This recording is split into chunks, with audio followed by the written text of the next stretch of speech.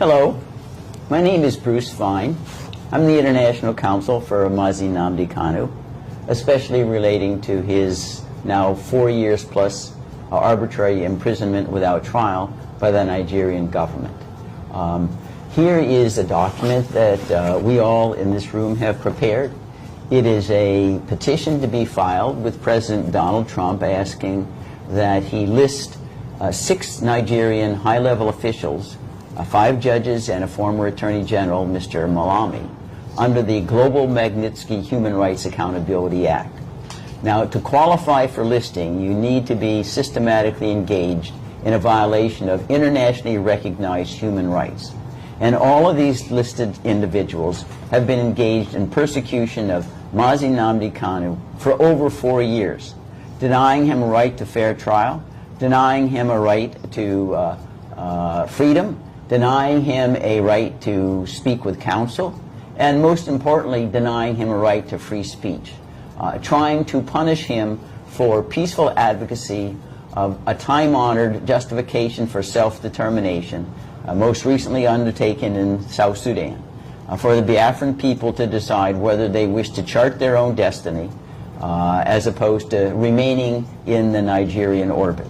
Remember that the Biafrans never did join Nigeria. There was never any vote for Biafrans to say, we want to be collectivized, as the British ordained in 1914.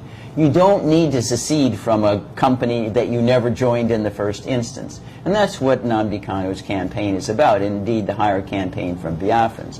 So this particular provision of the Global Magnitsky Act empowers the president to freeze all the assets and to prohibit any travel to the United States of any person listed under the Act, which means they would never travel to the United States. Many of them may have homes here, and may have stocks here. All of those be frozen. They couldn't do any business here ever. Moreover, the Magnitsky Act also is stigmatizing.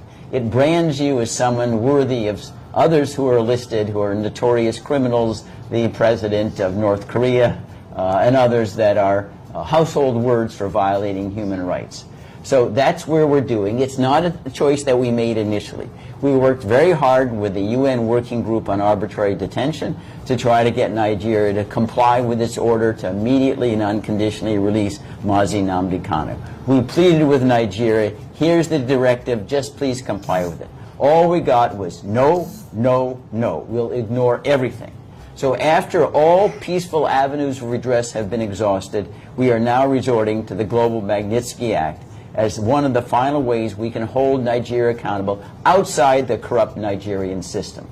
The President of the United States has his own independent authority to exert the powers of the United States to pressure Nigeria to comply with the working group decision, and that's what this petition seeks to accomplish. What the government did is a crime. Think of this obtuseness. Nnamdi Kanu is being prosecuted by the criminal organization that captured and prosecuted him. It's the government should be prosecuted by Nnamdi Kanu, not the other way around. And when that happens, we know that justice will have prevailed. Does the president have the power to actually punish countries doing business with Nigeria? I mean, how far do those teeth go? No, I mean, we can see right now with regard to the use of the tariffs. Yeah. If you call tariffs, punitive tariffs, 100, 200%, the answer is yes. The president does have that authority under emergency powers and existing sanctions that Congress has allocated to the executive branch to do those things. But I don't believe in this particular situation, Mark, there really is much space between the president and Congress. Congress also, the United States, is very, very critical of Nigeria. The chairman of the House Foreign Relations Committee, Chris Smith, has been a bitter critic of Nigeria for long years. And Congress could do something like expel Nigeria from the United Nations. That was done in a similar way with suspension. During the period of apartheid in South Africa, the United Nations suspended South Africa until it abandoned apartheid after Nelson Mandela was released. It was suspended for over 2 decades. That sanction is looking Nigeria in the face right now. That you continue to defy international human rights. You're not worthy of sitting in the United Nations anymore. And think of this kind of oddity. It was the United Nations Working Group that said Nnamdi is being held in violation of 16 international human rights covenants and orders his immediate and unconditional release. It is an arm of the United Nations. So how can Nigeria be part of an organization which is flouting at the same time? It just doesn't compute. And again, we hope that Nigerians will get control of themselves. There's a way in which you can use peaceful avenues of redress, separation. It doesn't need to be violent. It's happened in Czechoslovakia divided. It happened when Sudan divided. It's been done before. They need to get the negotiating table with Mazi Nnamdi Kanu so that everybody can be a winner. If it's not, we risk everybody being a loser. As an attorney, one last thing. Bruce, if you could expound on the difference of how they captured Mazi Nnamdi Kanu. Was it more of an arrest or a kidnapping? No, this was a kidnapping out and out. He's driving to the airport in Nairobi. They kidnap him, take him to secret premises, torture him for 8 days, then stick him in a private plane to go back to Abuja.